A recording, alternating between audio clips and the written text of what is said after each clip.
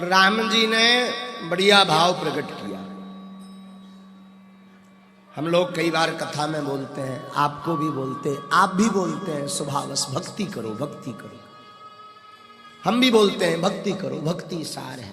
लेकिन आज तक क्या आपने कभी विचार किया कि ये भक्ति है क्या? क्या माला जपना ही भक्ति है? क्या केवल कथा सुनना भक्ति है? क्या गुरु सेवा करना भक्ति है? क्या भगवान के सामने बैठ गए 2 घंटा 2.5 घंटा 3 घंटा लगे ओम नमः शिवाय ओम नमः शिवाय, ये भक्ति है? आपने कभी विचार किया भक्ति किसे कहते हैं? देखो ये बड़ा अच्छा सूत्र है। भक्ति बनी हुई है भज धातु से। भक्ति जो बनी है ना, भक्ति है भज धातु से। भज का मतलब है जिसमें हम डूब जाएं, जिसे अपना सर्वस्व मान लें, जिसकी हर पल अपन स्मरण करें और उस स्मरण में परमात्मा प्राप्ति का सार छिपा हो, वही सबसे श्रेष्ठ भक्ति है। भक्ति का मतलब है उस परब्रह्म पूर्ण परमात्मा को, जिसका प्रथम श्लोक में हम वंदन कर रहे हैं, पूर्णमदः पूर्णमिदं। ये जो ब्रह्म है, जो पूर्ण है, परमात्मा है, विशाल है, विराट है, जो ना दिखते हुए बिनु पद चले सुने बिनु काना, कर विधि कर्म करे विधि नाना, आनंद रहित सकल रस भोगी, बिन वाणी वक्तावर जोगी, तन बिनु परस नयन बिनु देखा, ग्रह घ्राण बिनु वास असेखा, अस सब भांत अलौकिक करनी, महिमा जा सुजाय नहीं वर्णी। ये जो निराकार है, जो शून्य है, सिमटा हुआ अदृश्य है, और कभी कभी हमारे लिए, आपके लिए आफत में, विपत्ति में, अधर्म का विनाश करने के लिए, अधर्म को हटाने के लिए, अंधकार को मिटाने के लिए, पाप का समन करने के लिए, भक्तों की रक्षा के लिए, पुण्य की तीव्रता बढ़ाने के लिए, धर्म ध्वज फहराने के लिए, जो कभी कृष्ण, कभी राम, कभी परशुराम, कभी विवेकानंद, कभी परमहंस रामकृष्ण जैसे महापुरुष बनकर के प्रकट होता है, यही तो ब्रह्म है। भक्ति, भगवान, भक्त, 3 सूत्र हैं। माई बाप, साधु जी, 3 सूत्र हैं। एक है भक्ति, एक है भक्त, एक है भगवान। वैसे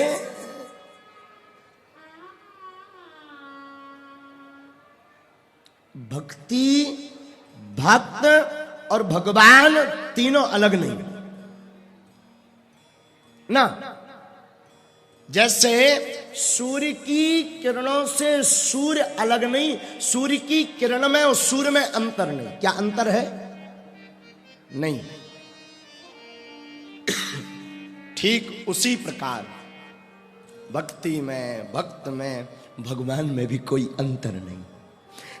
आप पूछो हमसे कि महाराज भक्ति का क्या मतलब होता है? भक्ति का मतलब होता सेवा, भक्ति का मतलब होता आराधना, भक्ति का मतलब होता अनुराग, भक्ति का मतलब होता राग, भक्ति का मतलब होता उपासना, भक्ति का मतलब होता आस्था, भक्ति का मतलब होता श्रद्धा, भक्ति का मतलब होता कामायनी, भक्ति का मतलब होता पूज्य भाव, भक्ति का मतलब होता श्रेष्ठ समर्पण, भक्ति का मतलब है साधन, भक्ति का मतलब है घनिष्ठता।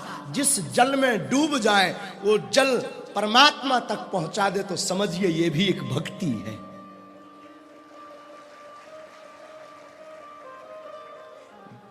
जिस गुरु की, संत की, महापुरुष की कथा सुनकर, सेवा कर कर, चरण सेवा कर कर, लंगोटी धो करके, कपड़ा बना करके, भोजन करवा कर, रसोई बनवा कर, उनकी आज्ञा का पालन करके, उनकी गाली सुनकर, उनकी मार खाकर, उनकी डांट खा करके भी अगर भगवान मिले तो समझिए ये भी भक्ति है।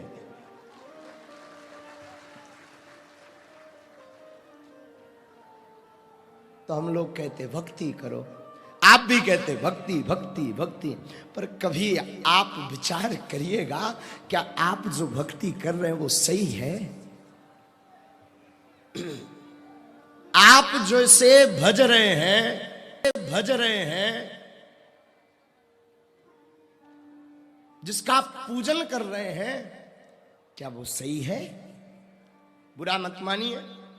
साधु जी, आप जिन गुरु जी को मान रहे हो, जिन महापुरुष को मान रहे हो, निर्णय और विचार जरूर कीजिए, क्या उनके मानने से, उनके प्रति पूज्य भाव रखने से परमात्मा की प्राप्ति हो सकती?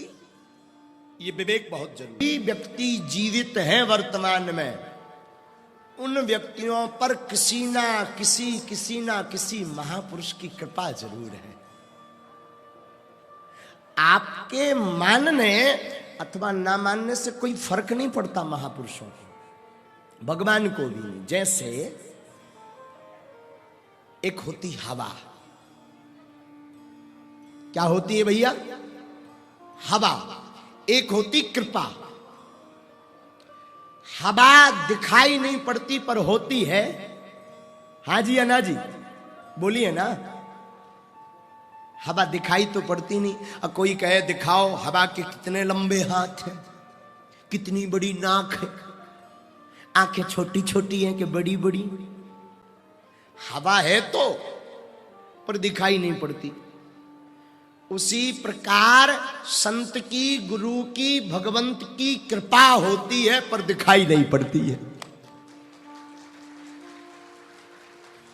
हवा अपने वेग में आती है तो बड़े इमारतें, बड़ी बड़ी भवनों को, बड़े बड़े शहरों को उजाड़ देती है। और हवा जब शीतल मंद सुगंध बहती है तो हमारे जीवन में प्रेम की बयार छा जाती है। उसी प्रकार संत की जब आकृपा हो जाती तो बड़ा बड़ा नाम, बड़ी बड़ी प्रतिष्ठा, बड़ा बड़ा पद प्राप्त करने वाला व्यक्ति भी धूमिल हो जाता है। उसी संत महापुरुष की जब कृपा का वरद हस्त हो जाता तो जमीन पर रेंगने वाला कीड़ा भी पतंगा के साथ आसमान की ऊंचाई प्राप्त कर लेता।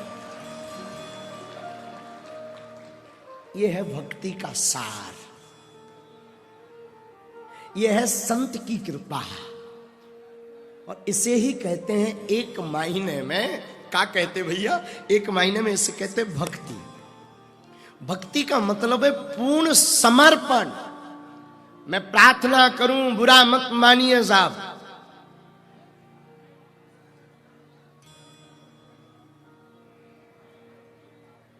हमारी हाथ जोड़कर प्रार्थना है सबसे, कृपा करके आप लोग चिल्लाते तो फिरते मैं भक्ति कर रहा हूं, भक्ति कर रहा हूं, भक्ति कर रहा हूं।